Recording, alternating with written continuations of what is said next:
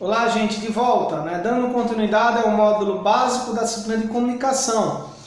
E aí, antes eu tinha falado no vídeo anterior que a gente ia dar continuidade aos conceitos de substantivos e adjetivos. Mas, para que a gente possa dar continuidade a esses conceitos, eu queria só reforçar para deixar claro que nós estávamos trabalhando no primeiro vídeo, que é sobre os conceitos de língua padrão, não padrão, etimologia das palavras, né, sobre variação linguística, variedade linguística utilizada, né, pela sociedade.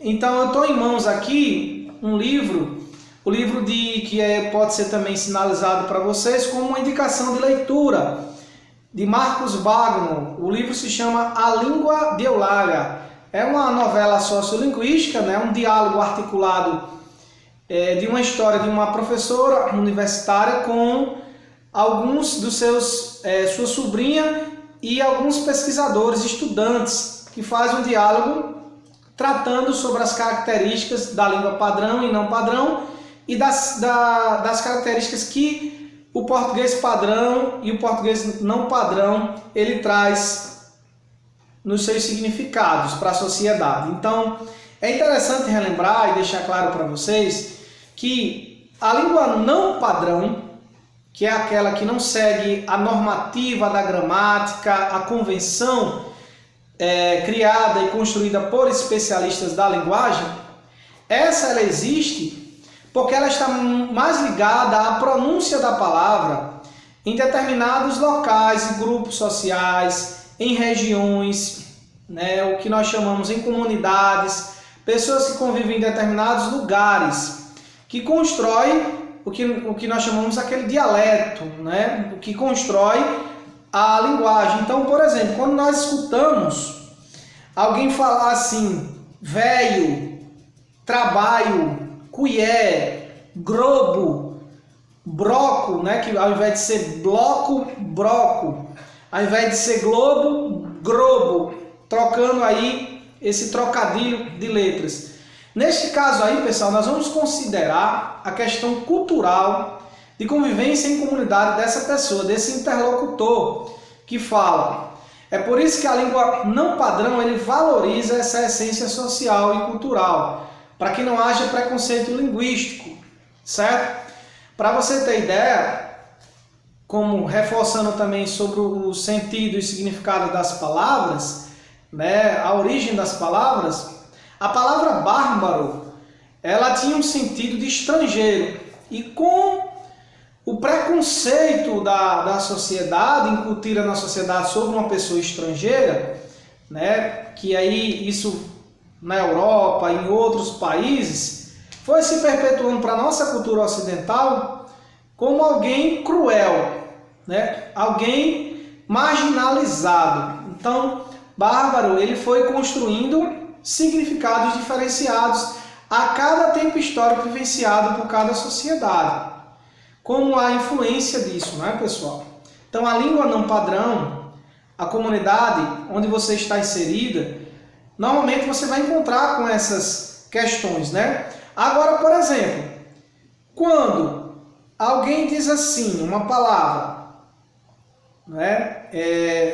Tem até um exemplo aqui do livro, né? A noção de erro. Se alguém disser assim, né? Ao invés de dizer cavalo, dizer cafalo, aí você, cafalo com F, você está tirando o sentido da palavra. Tanto no conceito entendido sobre língua não padrão, como padrão.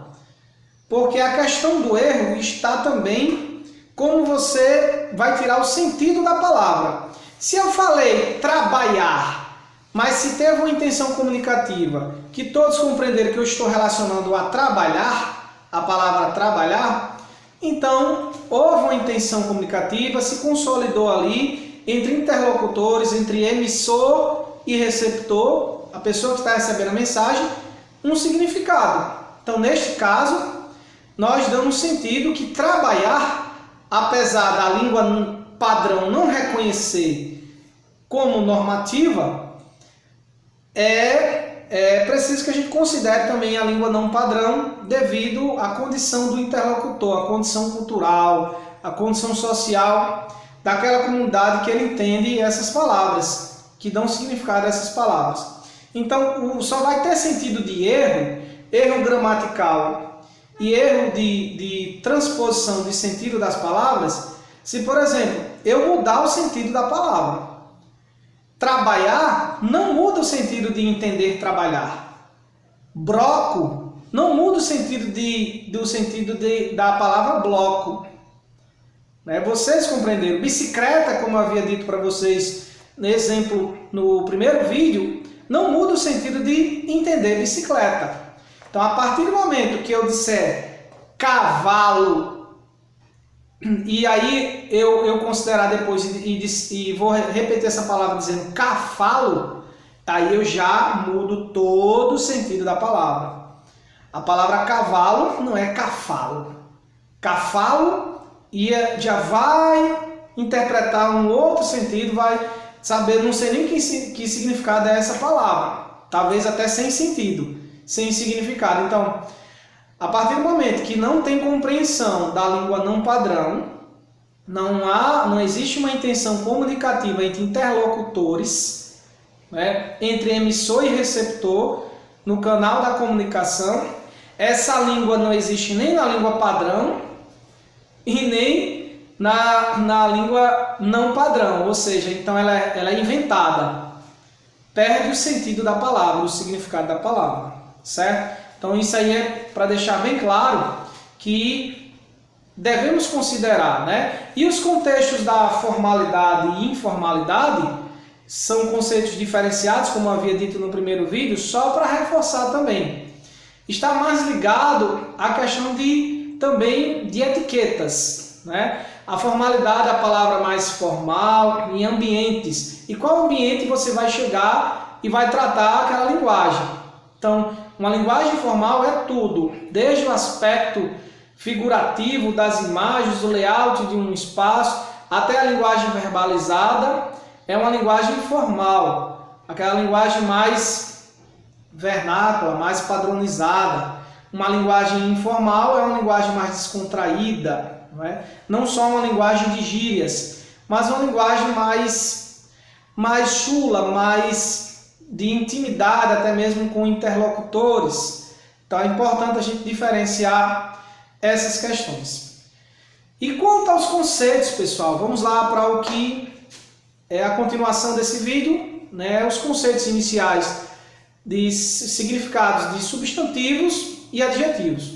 Nós vamos só tratar a questão dos conceitos. A aplicação em frases, em orações, serão trabalhados nas próximas aulas aí, que a gente vai dar a sequência. Então, o que nós entendemos sobre substantivos, certo? Muitas das vezes, desde a educação do ensino fundamental, a educação básica que percorre aí o ensino médio também, nos questionamos sobre o que significa substantivo. Então, substantivo, ele é uma parte da língua, e da língua portuguesa que atribui significados, a fenômenos, às coisas, atribui sentido às palavras, às classes voltadas tanto a nomes próprios como os nomes comuns, não é?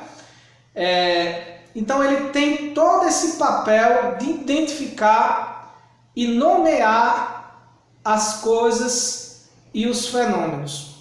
A palavra chuva, por exemplo, que é um fenômeno natural, é um substantivo. O meu nome, o seu nome também é um substantivo. Geladeira, ventilador, cadeira, lápis, caneta, são coisas, são objetos. Também é nomeados. Então, todo esse arcabouço de coisas e fenômenos e pessoas, dado nome às pessoas, nomes de lugares, nomes de estados, países, dá o sentido de significado de substantivo. Então, o substantivo vai estar praticamente em quase todo o seu diálogo, a sua conversação, na questão escrita, em textos, né, em produções textuais, você vai estar sempre em contato com os substantivos. Já o adjetivo, pessoal, que normalmente as pessoas pensam que é só dar uma qualidade boa às pessoas, né? Ou qualidade às coisas, mas não é só qualificar, mas sim atribuir a característica, o estado, o fenômeno. Na realidade, você pode qualificar para o bom e para o ruim. Existe uma qualificação, por exemplo, quando você dá uma pessoa, você é uma pessoa muito malvada, ou você é uma pessoa muito do bem, você é uma pessoa má, você é do bem. Existem os dois lados do adjetivo. Então, adjetivar as palavras é dar qualidade, qualificar, atribuir-lhes também uma característica, uma condição, um estado, né? Você é muito alto, você é pequeno demais, né? A nossa rua está vazia. É também qualificar o momento atual, o estado. O mundo é cruel. Também é um exemplo de uma frase que você, cruel, está dizendo que o mundo é cruel. Você está dando sentido que o mundo está em um estado, em uma condição de crueldade, né? Sobre essa questão do corona, né? O coronas é um vírus ruim, então ruim está qualificando a palavra de corona.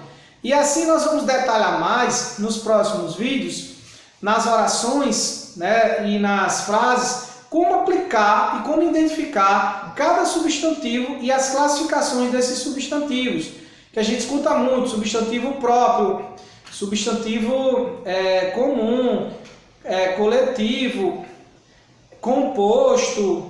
Então, toda essa ideia, adjetivos também, né? Aumentativo, diminutivo, pequenininho, pequeno, grande. Então, todas essas exemplificações, nós iremos ter contato com elas nos próximos videoaulas, que a gente vai trabalhar especificamente aplicando em frases, né? Atividades práticas também durante a interação no Classroom e aqui pela interação no WhatsApp, pelas videoaulas.